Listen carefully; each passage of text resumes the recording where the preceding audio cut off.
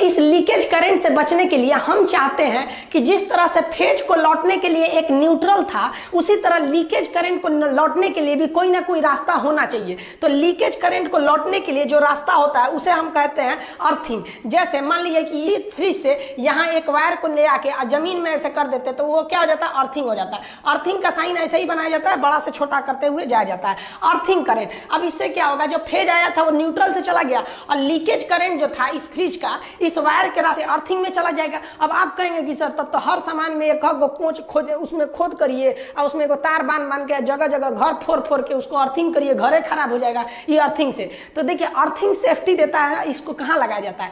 Earthing जो होता है ना, इसका जो प्रतिरोध होता है, क्वेश्चन पूछेगा कितना होना चाहिए, तो अर्थिंग का प्रतिरोध रेसिस्टेंस बहुत ही कम होना चाहिए, 8 ओम से भी कम होना चाहिए। जबकि हमारे शरीर का जो प्रतिरोध होता है, अगर शरीर भीगा है तो 1000 होता है और अगर सूखा है तो 1 लाख हो जाता है। तो यानी हमारा शरीर सूखा है तो करंट को 1 लाख से ढकेलेगा और भीगा है तो 1000 से ढकेलेगा। और जो अर्थिंग होता है वो महज 8 ओम से ढकेलता है। इसलिए कोई भी कहाँ जाता है, प्रतिरोध मतलब होता है रुकावट, ब्रेकर। अब आप बताइए, आप गाड़ी से जा रहे हैं, एक तो ब्रेकर इतना ऊंचा है, अब बगल वाला ब्रेकर थोड़ा सा है, तो गड़िया वाला को देखते हैं मुड़ा के जाता है, कहता है दूर हचका पे से कौन जाएगा। तो हमारे शरीर का प्रतिरोध यानी ब्रेकर ज्यादा हैवी होता है और अर्थिंग का ब्रेकर कम होता है, इसलिए लीकेज करंट इधर न जाके नीचे